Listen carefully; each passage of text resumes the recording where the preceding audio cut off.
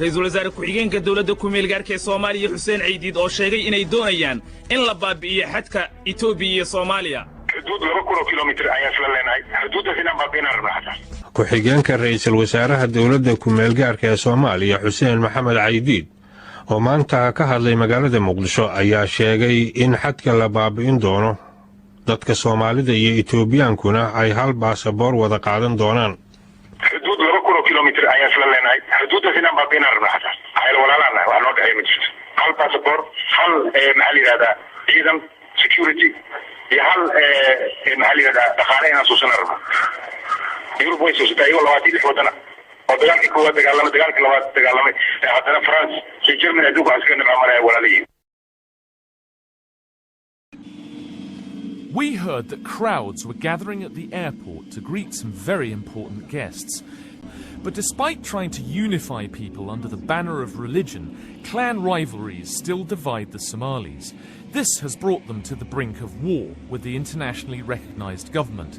Now, suddenly, members of that government had flown in. The Islamic Courts were hoping they'd come to join them. The Islamic Courts are riding on a wave of popularity in Somalia today. Meanwhile, the government in Baidoa is collapsing in on itself. Here, the Speaker of Parliament is officially trying to save the peace talks, but some say that he's here to defect to the Islamic Court side. Sheikh Adaw, the Islamic Court's Foreign Secretary, was delighted to see them. You're obviously quite excited. There were very euphoric scenes of like a reunion. We are always excited for Somalis to come and join. The Islamic Courts have pacified Mogadishu as well as the other areas and its authority. And we are appealing to all Somalis to come, to return regardless of their political position.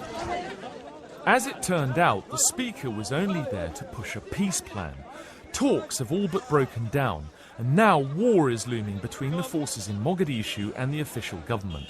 And that's drawn neighbouring Ethiopia into the battle over the future of Somalia.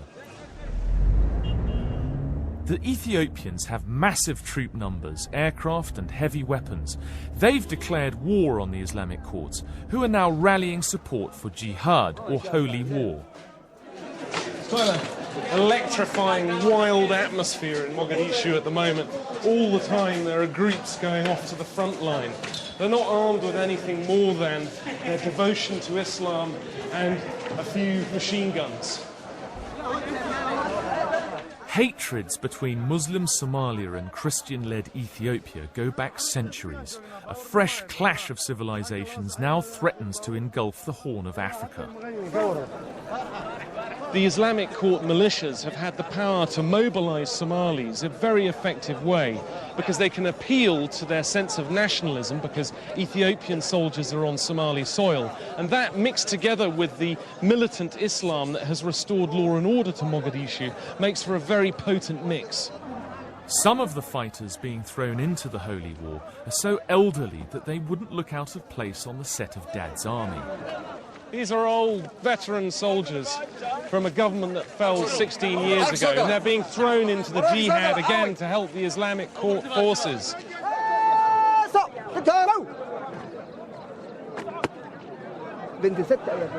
You're an elderly man. Why are you in uniform going off to fight?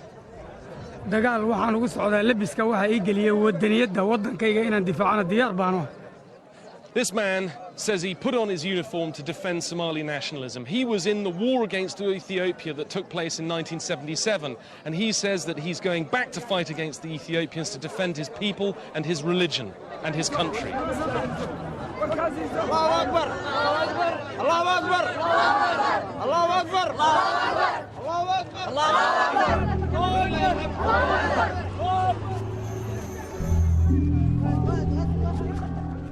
We were taken up to the front line where the Islamic forces are squaring up to the government and the Ethiopian army.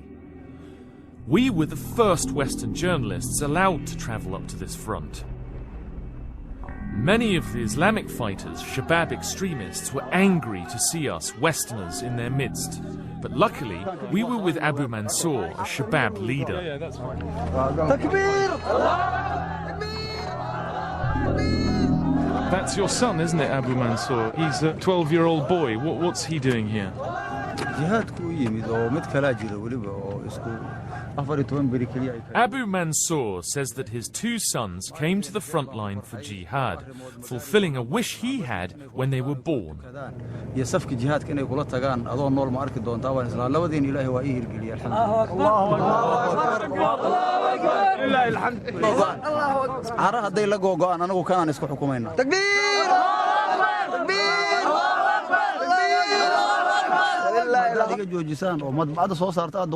Abu Mansour says that they will achieve an Islamic state. They will be ruled by the Quran. And even if the Americans destroy the words of the printed Quran, they are imprinted on the hearts of the Muslims, such as his son Mansour.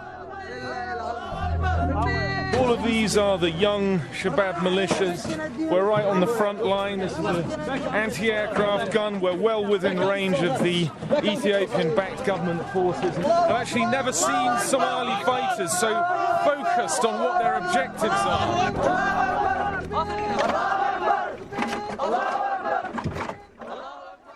Back in Mogadishu, for the first time in their lives, these kids are enjoying peace. But that might be short-lived as war and famine loom again. Why? The West refuses to engage with the Islamists despite their control of the capital.